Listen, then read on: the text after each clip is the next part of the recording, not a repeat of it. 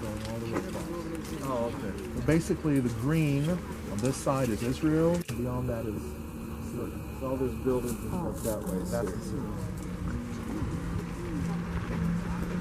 Okay, all right. Yellow. I hope this is everybody. Some yellows are not sure. Okay. All right, so first of all, orientation. Orientation. This is north. Okay, you can see Mount Hermon, which is the northern landmark of the Golan Heights. Okay, beyond that is Syria. If this is north, then obviously this is south. West, this way, you can see the sun is setting in the west. And we're now facing east. Okay? Now, these fields over here, the orchards, they're all in Israel. Okay? And you see the white barracks over there and the antenna. This is the UN headquarters on the Golan Heights. And so following the Six-Day War and later on the armistice in 1973, it was signed between Israel and Syria. Both sides agreed for UN presence up here, and ever since then, there's been a multinational force, UN peacekeeping force, so to speak, that have been stationed here on these heights. Beyond that is Syria. Okay, in fact, if you look over at the yellow signs there, okay, you see a guard post, and there's a gray fence. That's the Israeli border. Okay. Right there, you see these guard posts, and that fence, gray fence that goes all the way across, that's the Israeli border fence, and beyond that is Syria. Okay, so that forested area is in Syria, and all the buildings, the white buildings that you see beyond that, and the water reservoir, they're all in Syria.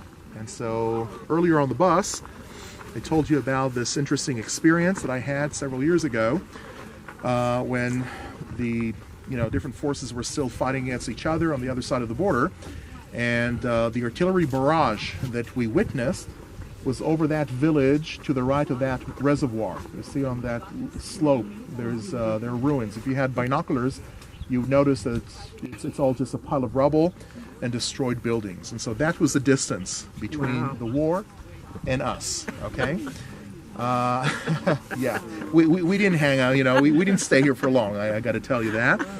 But it was a very interesting experience just to see that live, not on TV or anything, but really to see war and with all of its implications. In any case, now that we get our directions right, let me go back to 1967 and especially the aftermath of that war.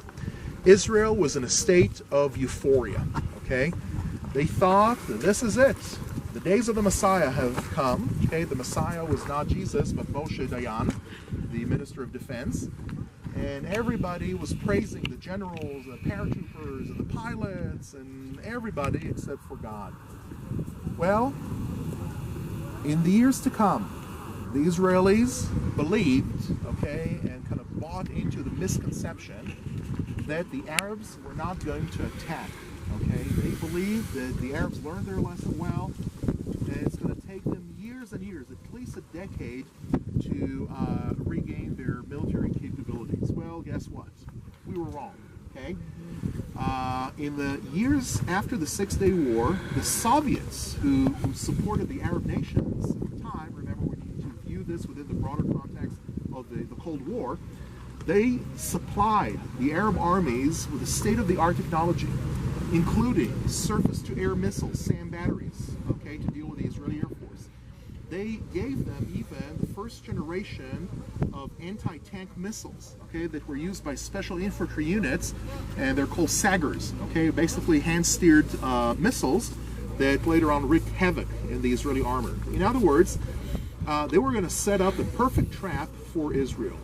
And the day that they decided upon, the armies of Syria and Egypt, was the holiest day of the Jewish year, the Day of Atonement, the Yom Kippur War, okay, on the 6th of October 1973. And the armies of Syria and Egypt attacked the Jewish state at the exact same time, just before 2 o'clock in the afternoon. Now, I've heard a lot of testimonies of soldiers that were here on the first days of the war. Bear in mind that on the Day of Atonement, there's no communications whatsoever. Okay, no broadcasting of any kind. It seems as if time stands still, even now in the 21st century. So imagine what it was like back in 1973. To make matters worse, most of the soldiers, right, were actually on a special leave at home on that day. So the borders of Israel were very, very thinly defended, and again, it was all based on this misconception that the Arabs were not going to attack. Okay, well, at 2 o'clock p.m., Syrians and the Egyptians launched their attack on multiple fronts that are hundreds of miles separate. And up here on the Golan Heights, just to give you an idea as to the size of forces that engaged each other in the first days of that war, the Israelis had 177 tanks along the entire border. The Syrians threw into the battlefield 800 tanks, not to mention the additional 400 tanks that they had in reserve. Okay, so 1,200 tanks versus 177 Israeli tanks.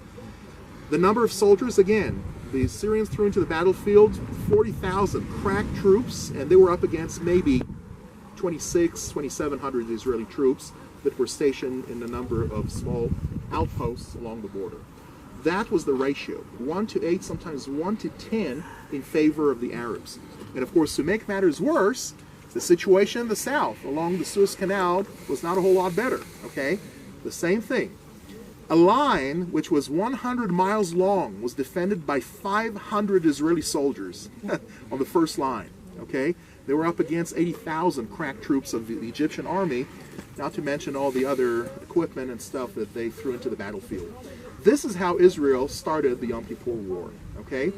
Well, obviously, you don't need to be an Einstein to figure out that not before long, much of the heights were to be recaptured, right? I mean, outposts were overrun. There was simply not enough troops to hold the line. And by the end of the first day of that war, about half of the Golan Heights were recaptured by the Syrians. It was at that point that God started showing who he really is, okay? And I personally believe that it was all done on purpose, okay? God allowed that to happen so that to put Israel on its knees, and only then, okay, to show Israel that it's not their might, it's not their air force, it's not their tanks that saves the day, but it's God himself.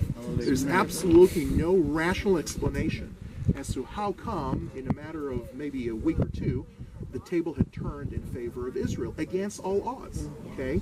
I mean, any strategist would tell you that under these type of circumstances, there was absolutely no way that Israel could survive, right?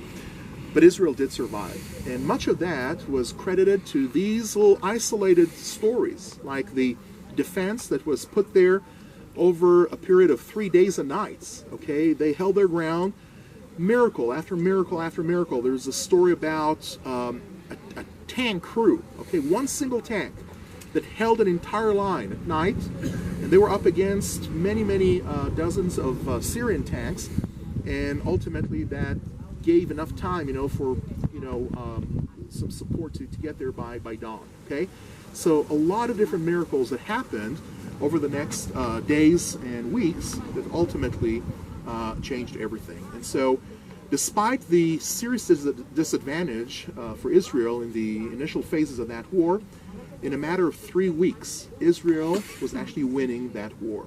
Okay, and not only did they manage to hold their ground here, they sent reinforcements, and ultimately they managed to push the Syrians back, and they even gained more land from Syria, which they gave back to the Syrians shortly after the end of the war as part of the armistice. What is the moral of this tale? Lessons needed to be learned. First of all, complacency, overconfidence, cockiness, okay, doesn't work, okay? The second thing, everybody realized, okay, that something much greater, okay, than the Air Force was